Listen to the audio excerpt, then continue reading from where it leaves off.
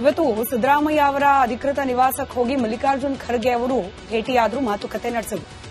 ಮಾಧ್ಯಮಗಳಿಗೆ ಕೊಟ್ಟ ಕಾರಣ ಅಂತಂದ್ರೆ ಸಿದ್ದರಾಮಯ್ಯನವರ ಆರೋಗ್ಯವನ್ನ ವಿಚಾರಿಸಲಿಕ್ಕೆ ಹೋಗಿದ್ದು, ಅವರ ಮಂಡಿ ನೋವು, ಅವರ ಆರೋಗ್ಯ ಹೇಗಿದೆ ಅನ್ನೋದನ್ನ ವಿಚಾರಿಸಲಿಕ್ಕೆ ಹೋಗಿದ್ದು. ಅದರ ಜೊತೆಗೆ ಒಂದಷ್ಟು ಪ್ರಸಕ್ತ ವಿದ್ಯಮಾನಗಳ ಬಗ್ಗೆ ಚರ್ಚೆ ಆಯಿತು ಅಂತ ಹೇಳಿ. ಇನ್ಫ್ಯಾಕ್ಟ್ ಕೇವಲ ಪ್ರಸಕ್ತ ವಿದ್ಯಮಾನಗಳ ಚರ್ಚೆ ಅಂತ ಮಾತ್ರ ಆಗಿದ್ದಿದ್ರೆ ರಾಜ್ಯದಲ್ಲಿ ಸದ್ಯಕ್ಕೆ ಬರ್ನಿಂಗ್ ಇಶ್ಯೂ ರೀತಿಯಲ್ಲಿ ರಾಜಕೀಯ ವಲಯದಲ್ಲಿ ಇರೋದು ಇದೇ ಹನಿ ಟ್ರ್ಯಾಪ್ನ ವಿಚಾರ. ಇದನ್ನ ಚರ್ಚೆ ಮಾಡದೆ ಹೋದ್ರೆ ಚರ್ಚೆ ಪೂರ್ಣ ಆಗತ್ತಾ? ನಮಗೆ ಸಿಕ್ಕಿರೋ ಮಾಹಿತಿ ಪ್ರಕಾರ ಸಿದ್ದರಾಮಯ್ಯ ಹಾಗೆ ಖರ್ಗೆ ನಡುವೆ ಈ ವಿಚಾರಕ್ಕೆ ಸಂಬಂಧಪಟ್ಟಂತೆಯೂ ಕೂಡ ರಹಸ್ಯ ಸಮಾಲೋಚನೆ ಆಗಿದೆ. ಎಐಸಿಸಿ ಅಧ್ಯಕ್ಷ ಖರ್ಗೆ ಹಾಗೆ ಮುಖ್ಯಮಂತ್ರಿ ಸಿದ್ದರಾಮಯ್ಯನವರು ರಾಜಣ್ಣ ಅವರು ಎತ್ತಿರುವಂತಹ ಅತ್ಯಂತ ಗಂಭೀರವಾದ ವಿಚಾರವನ್ನ ಚರ್ಚೆ ಮಾಡಿದ್ದಾರೆ. 20 ನಿಮಿಷಗಳ ಕಾಲ ಕ್ಲೋಸ್ ಡೋರ್ ಮೀಟಿಂಗ್ ನಡೆದಿದೆ ಉಭಯ ನಾಯಕರ ನಡುವೆ. ಹನಿ ಟ್ರ್ಯಾಪ್ ಸಂಬಂಧ ಇಬ್ಬರು ರಹಸ್ಯವಾಗಿ ಚರ್ಚೆಯನ್ನ ನಡೆಸಿದ್ದಾರೆ. ಏನ್ ಮಾಡಬೇಕು ಮುಂದೆ ಅನ್ನೋದ್ರ ಬಗ್ಗೆ ಕೂಡ ಒಂದಷ್ಟು ಮಾತುಕತೆ ನಡೆದಿದೆ. ಸಚಿವ ರಾಜಣ್ಣ ಅವರು ಸದನದಲ್ಲಿ ಪ್ರಸ್ತಾಪ ಮಾಡಿದ್ದು ಅತ್ಯಂತ ಗಂಭೀರ ಸ್ವರೂಪವಾದ ವಿಚಾರ. ರಾಜ್ಯದಲ್ಲಿರೋದು ಕಾಂಗ್ರೆಸ್ನದ್ದೇ ಸರ್ಕಾರ. ಕಾಂಗ್ರೆಸ್ ಸರ್ಕಾರ ಇದ್ದ ಅವಧಿಯಲ್ಲಿ ಕಾಂಗ್ರೆಸ್ನದ್ದೇ ಒಬ್ಬ ಸಚಿವರು ಆನ್ ದ ಫ್ಲೋರ್ ಇಂಥ ಗಂಭೀರವಾದ ವಿಚಾರವನ್ನ ಪ್ರಸ್ತಾಪ ಮಾಡ್ತಿದ್ದಾರೆ ಅಂದ್ರೆ ಆ ಸಿಡಿ ಯಾರೋ ಮಾಡಿರ್ಲಿ, ಹನಿ ಟ್ರ್ಯಾಪ್ ಯಾರೇ ಮಾಡಿಸಿರ್ಲಿ, ಇದರಲ್ಲಿ ವಿರೋಧ ಪಕ್ಷದ್ದೇನಾದ್ರೂ ಕೈವಾಡ ಇನ್ ಕೇಸ್ ಇದ್ರೂ ಕೂಡ ಕೆಟ್ಟ ಹೆಸರು ಬರೋದು ನಮ್ಮ ಪಕ್ಷಕ್ಕೇನೆ. ಅಧಿಕಾರದಲ್ಲಿರೋದು ನಮ್ಮ ಪಕ್ಷ ಅಧಿಕಾರದಲ್ಲಿರೋ ಸಂದರ್ಭದಲ್ಲಿ ನಮ್ಮ ಪಕ್ಷದ್ದೇ ಸಚಿವರುಗಳಿಗೆ, ನಮ್ಮದೇ ಪಕ್ಷದ ನಾಯಕರಿಗೆ ಭದ್ರತೆ ಇಲ್ಲ ಅನ್ನೋ ರೀತಿಯಲ್ಲಿ ಆಗಿ ಹೋದ್ರೆ ಪಕ್ಷಕ್ಕೆ ಕೆಟ್ಟ ಹೆಸರು ಬರುತ್ತೆ, ಎಚ್ಚರಿಕೆಯಿಂದ ಇರಿ ಅಂತ ಹೇಳಿ ಸಿದ್ದರಾಮಯ್ಯನವರಿಗೆ ಸೂಚನೆಯನ್ನ ನೀಡಿದ್ದಾರೆ ಮಲ್ಲಿಕಾರ್ಜುನ್ ಖರ್ಗೆ ಅವರು. ಸಚಿವರಿಗೆ ಹನಿ ಟ್ರ್ಯಾಪ್ ಯತ್ನ ಅನ್ನೋ ವಿಚಾರ ಎಲ್ಲ ಒಳ್ಳೇದಲ್ಲ, ಇವೆಲ್ಲ ಒಳ್ಳೆ ಬೆಳವಣಿಗೆ ಅಲ್ಲ. ಆದಷ್ಟು ಬೇಗ ಇದ್ರ ಬಗ್ಗೆ ತನಿಖೆ ಆಗೋ ಹಂತಕ್ಕೆ ಹೋಗಬೇಕು. ಕೇವಲ ಪ್ರತಿ ಮಾತು ಅನ್ನೋ ಹಂತದಲ್ಲಿದ್ರೆ ಮುಜುಗರ ಆಗೋದು, ಡ್ಯಾಮೇಜ್ ಆಗೋದು ನಮ್ಮ ಪಕ್ಷಕ್ಕೇನೆ ಅಂತ ಹೇಳಿ ಸಿದ್ದರಾಮಯ್ಯನವರ ಜೊತೆ ಚರ್ಚೆ ಮಾಡಿದ್ದಾರೆ ಮಲ್ಲಿಕಾರ್ಜುನ್ ಖರ್ಗೆ ಅವರು. ಹಾಗೆ ಒಂದಷ್ಟು ಬೇಸರ ಕೂಡ ವ್ಯಕ್ತಪಡಿಸಿದ್ದಾರೆ. ತನಿಖೆ ಮಾಡಿ ತಪ್ಪಿತಸ್ಥರ ವಿರುದ್ಧ ಕ್ರಮ ಆಗಬೇಕು ಅಂತ ಹೇಳಿ ಖರ್ಗೆ ಸಲಹೆ ಕೊಟ್ಟಿದ್ದಾರಂತೆ. ಸಲಹೆ ಏನೋ ಸರಿಯೇ, ದೂರೇ ದಾಖಲಾಗಿಲ್ಲ ಅಧಿಕೃತವಾಗಿ. ಕಳೆದ 3-4 ದಿನಗಳ ಹಿಂದೆ ಚರ್ಚೆ ಪ್ರಾರಂಭ ಆಗಿರೋದು ಅಧಿಕೃತವಾಗಿ. ಇಷ್ಟು ದಿನಗಳು ಬೇಕಾ ದಾಖಲೆಗಳು, ಸಾಕ್ಷ್ಯಗಳಿದ್ರೆ ದೂರ್ ಕೊಡ್ಲಿಕ್ಕೆ ವಿಳಂಬ ಆಗ್ತಿರೋದಾದ್ರೂ ಯಾಕೆ? ಈ ಪ್ರಶ್ನೆಗಳ ಬಗ್ಗೆ ಕೂಡ ಚರ್ಚೆ ಆಯ್ತಾ? ಕುತೂಹಲ ಇದ್ದೇ ಇದೆ. ಪಕ್ಷಕ್ಕೆ ಡ್ಯಾಮೇಜ್ ಆಗದಂತೆ ನಿರ್ಧಾರ ತೆಗೆದುಕೊಳ್ಳಿ. ದೂರು ಅನ್ನೋದು ಅತಿ ಬೇಗ ದಾಖಲಾಗಬೇಕು. ದೂರು ದಾಖಲಾಗ್ತಾ ಇದ್ದ ಹಾಗೆ ಪಕ್ಷದ ಇಮೇಜ್ಗೆ ಡ್ಯಾಮೇಜ್ ಆಗದೇ ಇರೋ ರೀತಿಯಲ್ಲಿ ನಿರ್ಧಾರ ಕೈಗೊಳ್ಳಿ. ಈಗ ವಿರೋಧ ಪಕ್ಷದಲ್ಲಿರೋ ಬಿಜೆಪಿ ಅಂದ್ರೆ ಶಾಸಕ ಮುನಿರತ್ನ ಇತ್ಯಾದಿ ಅವರೆಲ್ಲ ಆರೋಪ ಮಾಡ್ತಿರೋದು ನೇರವಾಗಿ ಡಿಕೆ ಶಿವಕುಮಾರ್ ವಿರುದ್ಧ. ಇನ್ ಕೇಸ್ ಇದು ನಿಜ ಆಗಿದ್ದರೆ ಪಕ್ಷಕ್ಕೆ ಡ್ಯಾಮೇಜ್ ಆಗದೆ ಇರೋ ರೀತಿಯಲ್ಲಿ ಹೆಂಗ್ ಕ್ರಮ ಕೈಗೊಳ್ಳಿಕ್ ಸಾಧ್ಯ? ಈಗ ತನಿಖೆ ಅಂತ ಪ್ರಾರಂಭ ಮಾಡಿದ್ರೆ ಯಾರ ವಿರುದ್ಧ ತನಿಖೆ ಆಗುತ್ತೆ? ಯಾರು ಸಿಕ್ಕಾಕೊಳ್ತಾರೆ? ಸಿಕ್ಕಾಕೊಂಡವರಿಂದ ಪಕ್ಷಕ್ಕೆ ಡ್ಯಾಮೇಜ್ ಆಗಲ್ವಾ? ಮ್ಯಾಟರ್ ಕಾಂಪ್ಲಿಕೇಟೆಡ್ ಇದೆ. ಇದು ಕೇವಲ ಮಾತಲ್ಲೇ ಮುಗ್ದು ಹೋಗುತ್ತಾ ಅಥವಾ ನಿಜಕ್ಕೂ ದೂರು ದಾಖಲಾಗುತ್ತಾ? ದೂರು ದಾಖಲಾದ ನಂತರ ಅಸಲಿ ಸೂತ್ರಧಾರಿ ಮಹಾನಾಯಕ ಆತನ ಮುಖವಾಡ ಕಳಚುತ್ತಾ? ಇವತ್ತು ಸಿದ್ದರಾಮಯ್ಯ ಅವರ ಅಧಿಕೃತ ನಿವಾಸಕ್ಕೆ ಹೋಗಿ ಮಲ್ಲಿಕಾರ್ಜುನ್ ಖರ್ಗೆ ಅವರು ಭೇಟಿಯಾದ್ರು, ಮಾತುಕತೆ ನಡೆಸಿದ್ರು.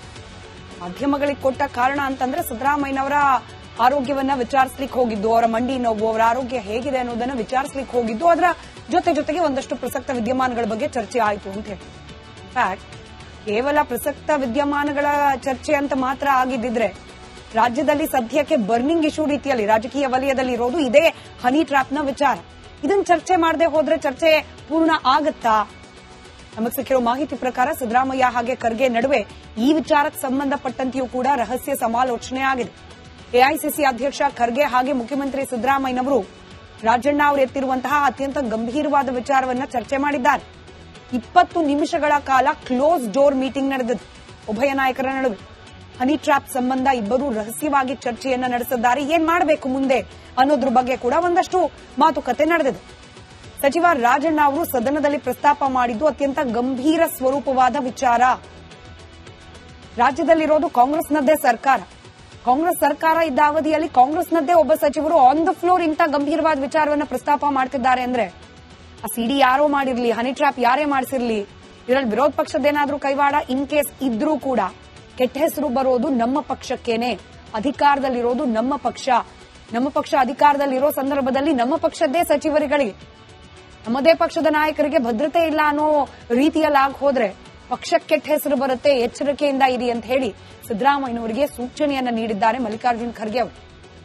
ಸಚಿವರಿಗೆ ಹನಿ ಟ್ರ್ಯಾಪ್ ಯತ್ನ ಅನ್ನೋ ವಿಚಾರ ಎಲ್ಲ ಒಳ್ಳೇದಲ್ಲ, ಇವೆಲ್ಲ ಒಳ್ಳೆ ಬೆಳವಣಿಗೆ ಅಲ್ಲ. ಆದಷ್ಟು ಬೇಗ ಇದ್ರ ಬಗ್ಗೆ ತನಿಖೆ ಆಗೋ ಹಂತಕ್ಕೆ ಹೋಗಬೇಕು. ಕೇವಲ ಮಾತು ಪ್ರತಿ ಮಾತು ಅನ್ನೋ ಹಂತದಲ್ಲಿದ್ರೆ ಮುಜುಗರ ಆಗೋದು, ಡ್ಯಾಮೇಜ್ ಆಗೋದು ನಮ್ಮ ಪಕ್ಷಕ್ಕೇನೆ ಅಂತ ಹೇಳಿ ಸಿದ್ದರಾಮಯ್ಯನವರ ಜೊತೆ ಚರ್ಚೆ ಮಾಡಿದ್ದಾರೆ ಮಲ್ಲಿಕಾರ್ಜುನ್ ಖರ್ಗೆ ಅವರು. ಹಾಗೆ ಒಂದಷ್ಟು ಬೇಸರ ಕೂಡ ವ್ಯಕ್ತಪಡಿಸಿದ್ದಾರೆ.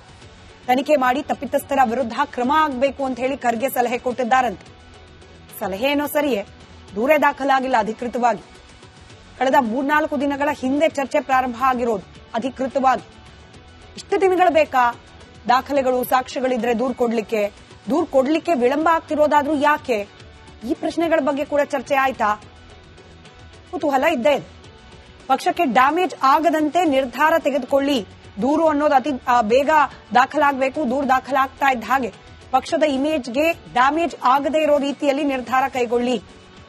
ಈಗ ವಿರೋಧ ಪಕ್ಷದಲ್ಲಿರೋ ಬಿಜೆಪಿ ಅಂದ್ರೆ ಶಾಸಕ ಮುನಿರತ್ನ ಇತ್ಯಾದಿ ಅವರೆಲ್ಲ ಆರೋಪ ಮಾಡ್ತಿರೋದು ನೇರವಾಗಿ ಡಿ.ಕೆ. ಶಿವಕುಮಾರ್ ವಿರುದ್ಧ. ಇನ್ ಕೇಸ್ ಇದು ನಿಜ ಆಗಿದ್ದರೆ ಪಕ್ಷಕ್ಕೆ ಡ್ಯಾಮೇಜ್ ಆಗದೆ ಇರೋ ರೀತಿಯಲ್ಲಿ ಹೆಂಗ್ ಕ್ರಮ ಕೈಗೊಳ್ಳಿಕ್ ಸಾಧ್ಯ? ಈ ತನಿಖೆ ಅಂತ ಪ್ರಾರಂಭ ಮಾಡಿದ್ರೆ ಯಾರ ವಿರುದ್ಧ ತನಿಖೆ ಆಗುತ್ತೆ? ಯಾರು ಸಿಕ್ಕಾಕೊಳ್ತಾರೆ? ಸಿಕ್ಕಾಕೊಂಡವರಿಂದ ಪಕ್ಷಕ್ಕೆ ಡ್ಯಾಮೇಜ್ ಆಗಲ್ವಾ? ಮ್ಯಾಟರ್ ಕಾಂಪ್ಲಿಕೇಟೆಡ್ ಇದೆ. ಇದು ಕೇವಲ ಮಾತಲ್ಲೇ ಮುಗ್ದು ಹೋಗುತ್ತಾ ಅಥವಾ ನಿಜಕ್ಕೂ ದೂರು ದಾಖಲಾಗುತ್ತಾ?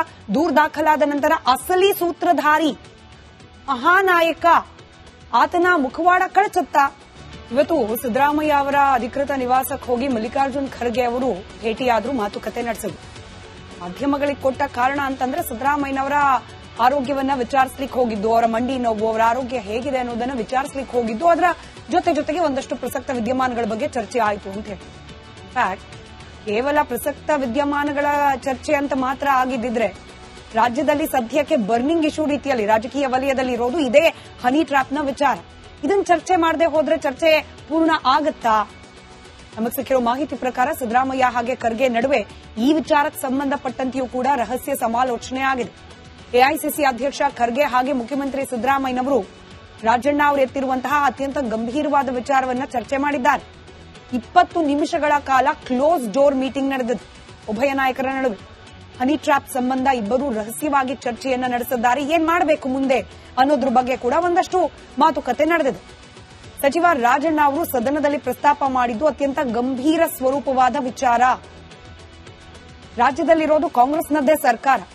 ಕಾಂಗ್ರೆಸ್ ಸರ್ಕಾರ ಇದ್ದ ಅವಧಿಯಲ್ಲಿ ಕಾಂಗ್ರೆಸ್ನದ್ದೇ ಒಬ್ಬ ಸಚಿವರು ಆನ್ ದ ಫ್ಲೋರ್ ಇಂಥ ಗಂಭೀರವಾದ ವಿಚಾರವನ್ನ ಪ್ರಸ್ತಾಪ ಮಾಡ್ತಿದ್ದಾರೆ ಅಂದ್ರೆ ಆ ಸಿಡಿ ಯಾರೋ ಮಾಡಿರ್ಲಿ, ಹನಿ ಟ್ರ್ಯಾಪ್ ಯಾರೇ ಮಾಡಿಸಿರ್ಲಿ, ಇದರಲ್ಲಿ ವಿರೋಧ ಪಕ್ಷದ್ದೇನಾದ್ರೂ ಕೈವಾಡ ಇನ್ ಕೇಸ್ ಇದ್ರೂ ಕೂಡ ಕೆಟ್ಟ ಹೆಸರು ಬರೋದು ನಮ್ಮ ಪಕ್ಷಕ್ಕೇನೆ. ಅಧಿಕಾರದಲ್ಲಿರೋದು ನಮ್ಮ ಪಕ್ಷ ಅಧಿಕಾರದಲ್ಲಿರೋ ಸಂದರ್ಭದಲ್ಲಿ ನಮ್ಮ ಪಕ್ಷದ್ದೇ ಸಚಿವರುಗಳಿಗೆ, ನಮ್ಮದೇ ಪಕ್ಷದ ನಾಯಕರಿಗೆ ಭದ್ರತೆ ಇಲ್ಲ ಅನ್ನೋ ರೀತಿಯಲ್ಲಿ ಆಗ ಹೋದ್ರೆ ಪಕ್ಷಕ್ಕೆ ಕೆಟ್ಟ ಹೆಸರು ಬರುತ್ತೆ, ಎಚ್ಚರಿಕೆಯಿಂದ ಇರಿ ಅಂತ ಹೇಳಿ ಸಿದ್ದರಾಮಯ್ಯನವರಿಗೆ ಸೂಚನೆಯನ್ನ ನೀಡಿದ್ದಾರೆ ಮಲ್ಲಿಕಾರ್ಜುನ್ ಖರ್ಗೆ ಅವರು. ಸಚಿವರಿಗೆ ಹನಿ ಟ್ರ್ಯಾಪ್ ಯತ್ನ ಅನ್ನೋ ವಿಚಾರ ಎಲ್ಲ ಒಳ್ಳೇದಲ್ಲ, ಇವೆಲ್ಲ ಒಳ್ಳೆ ಬೆಳವಣಿಗೆ ಅಲ್ಲ. ಆದಷ್ಟು ಬೇಗ ಇದ್ರ ಬಗ್ಗೆ ತನಿಖೆ ಆಗೋ ಹಂತಕ್ಕೆ ಹೋಗಬೇಕು.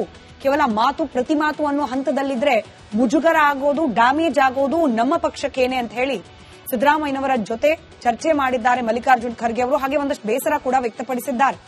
ತನಿಖೆ ಮಾಡಿ ತಪ್ಪಿತಸ್ಥರ ವಿರುದ್ಧ ಕ್ರಮ ಆಗಬೇಕು ಅಂತ ಹೇಳಿ ಖರ್ಗೆ ಸಲಹೆ ಕೊಟ್ಟಿದ್ದಾರಂತೆ. ಸಲಹೆ ಏನೋ ಸರಿಯೇ, ದೂರೇ ದಾಖಲಾಗಿಲ್ಲ ಅಧಿಕೃತವಾಗಿ. ಕಳೆದ 3-4 ದಿನಗಳ ಹಿಂದೆ ಚರ್ಚೆ ಪ್ರಾರಂಭ ಆಗಿರೋದು ಅಧಿಕೃತವಾಗಿ. ಇಷ್ಟು ದಿನಗಳು ಬೇಕಾ ದಾಖಲೆಗಳು, ಸಾಕ್ಷ್ಯಗಳಿದ್ರೆ ದೂರ್ ಕೊಡ್ಲಿಕ್ಕೆ ವಿಳಂಬ ಆಗ್ತಿರೋದಾದ್ರೂ ಯಾಕೆ? ಈ ಪ್ರಶ್ನೆಗಳ ಬಗ್ಗೆ ಕೂಡ ಚರ್ಚೆ ಆಯ್ತಾ? ಕುತೂಹಲ ಇದ್ದೇ ಇದೆ. ಪಕ್ಷಕ್ಕೆ ಡ್ಯಾಮೇಜ್ ಆಗದಂತೆ ನಿರ್ಧಾರ ತೆಗೆದುಕೊಳ್ಳಿ. ದೂರು ಅನ್ನೋದು ಅತಿ ಬೇಗ ದಾಖಲಾಗಬೇಕು. ದೂರು ದಾಖಲಾಗ್ತಾ ಇದ್ದ ಹಾಗೆ ಪಕ್ಷದ ಇಮೇಜ್ಗೆ ಡ್ಯಾಮೇಜ್ ಆಗದೇ ಇರೋ ರೀತಿಯಲ್ಲಿ ನಿರ್ಧಾರ ಕೈಗೊಳ್ಳಿ. ಈಗ ವಿರೋಧ ಪಕ್ಷದಲ್ಲಿರೋ ಬಿಜೆಪಿ ಅಂದ್ರೆ ಶಾಸಕ ಮುನಿರತ್ನ ಇತ್ಯಾದಿ ಅವರೆಲ್ಲ ಆರೋಪ ಮಾಡ್ತಿರೋದು ನೇರವಾಗಿ ಡಿ.ಕೆ. ಶಿವಕುಮಾರ್ ವಿರುದ್ಧ. ಇನ್ ಕೇಸ್ ಇದು ನಿಜ ಆಗಿದ್ದರೆ ಪಕ್ಷಕ್ಕೆ ಡ್ಯಾಮೇಜ್ ಆಗದೆ ಇರೋ ರೀತಿಯಲ್ಲಿ ಹೆಂಗ್ ಕ್ರಮ ಕೈಗೊಳ್ಳಿಕ್ ಸಾಧ್ಯ? ಈ ತನಿಖೆ ಅಂತ ಪ್ರಾರಂಭ ಮಾಡಿದ್ರೆ ಯಾರ ವಿರುದ್ಧ ತನಿಖೆ ಆಗುತ್ತೆ? ಯಾರು ಸಿಕ್ಕಾಕೊಳ್ತಾರೆ? ಸಿಕ್ಕಾಕೊಂಡವರಿಂದ ಪಕ್ಷಕ್ಕೆ ಡ್ಯಾಮೇಜ್ ಆಗಲ್ವಾ? ಮ್ಯಾಟರ್ ಕಾಂಪ್ಲಿಕೇಟೆಡ್ ಇದೆ. ಇದು ಕೇವಲ ಮಾತಲ್ಲೇ ಮುಗ್ದು ಹೋಗುತ್ತಾ ಅಥವಾ ನಿಜಕ್ಕೂ ದೂರು ದಾಖಲಾಗುತ್ತಾ? ದೂರು ದಾಖಲಾದ ನಂತರ ಅಸಲಿ ಸೂತ್ರಧಾರಿ ಮಹಾನಾಯಕ ಆತನ ಮುಖವಾಡ ಕಳಚುತ್ತಾ?